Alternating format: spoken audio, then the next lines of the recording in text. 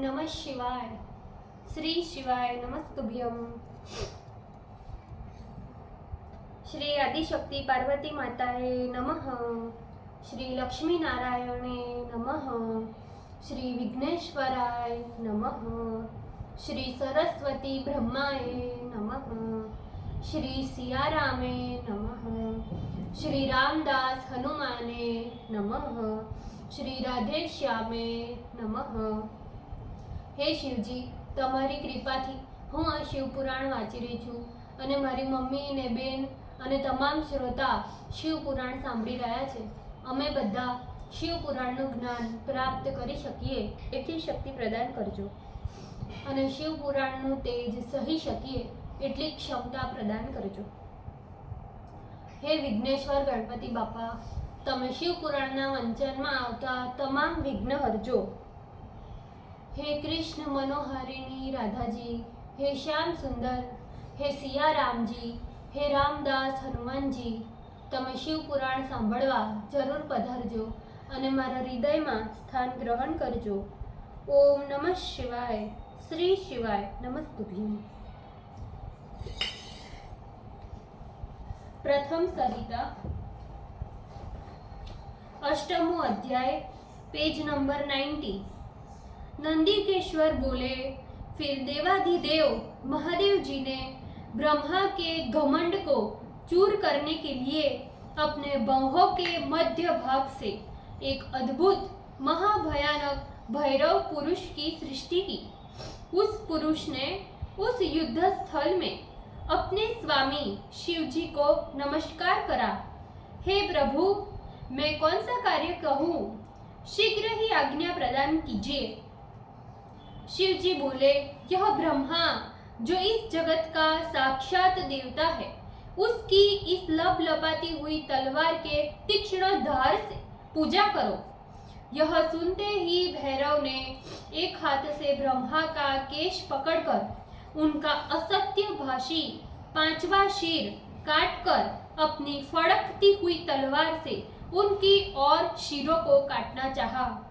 तब ब्रह्मा भूषण, वस्त्र, माला तथा उत्तरीय का त्याग कर बिखरे हुए केशों से वायु के झोंके द्वारा केले तथा लता के समान थर थर कांपते हुए भैरव के चरणों पर गिर पड़े.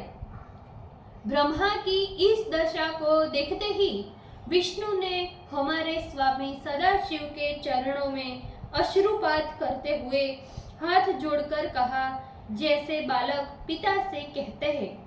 विष्णु बोले, हे भगवान, आपने पहले इन्हें कृपा करके 5 शीर दिए थे, अब एक जाता रहा, अतः क्षमा कर अनुग्रह के योग्य इस ब्रह्मा पर अब दया कीजिए.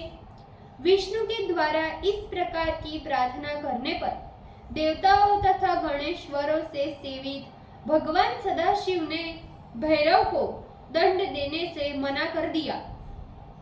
फिर छल करने वाले शीर रहित ब्रह्मा जी से बोले, हे शठ ब्राह्मण, तुमने पूजा की इच्छा से तथा ईश्वरत्व प्राप्ति की इच्छा से इस प्रकार के छल का आश्रय लिया, इसीलिए आज से इस जगत में न तो तुम्हारी पूजा होगी, न तो कभी भी तुम्हारा स्थान तथा उत्सव होगा. ब्रह्मा जी बोले, हे स्वामी, हे वरद, हे महाविभूते, मेरे शीर को काट कर आपने मुझे वरदान ही दिया, मैं ऐसा समझता हूँ. हे विश्व के कारण, हे विश्व बंधु, हे मेरु को धनुष बनाने वाले, हे शंभु, हे भगवान, आपको नमस्कार है.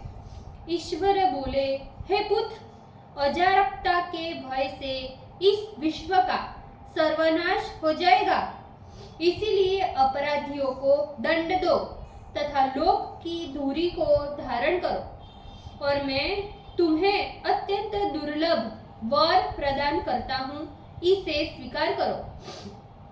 आज से अग्निहोत्र, स्मार्त कर्म तथा श्रोत एवं स्मार्त यज्ञों के तुम ही गुरु होंगे.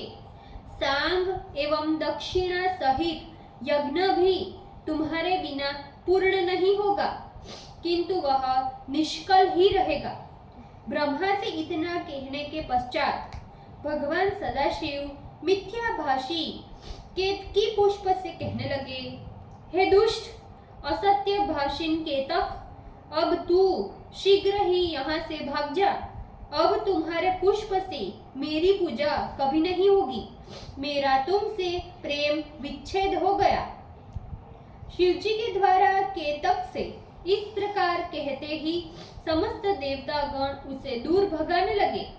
तब केतक पुष्प बोला, हे नाथ, आपको नमस्कार है। आपकी आज्ञा से मेरा यह जीवन व्यर्थ हो गया। हे नाथ, मेरे पापों को दूर कीजिए तथा मेरा जन्म सफल कीजिए।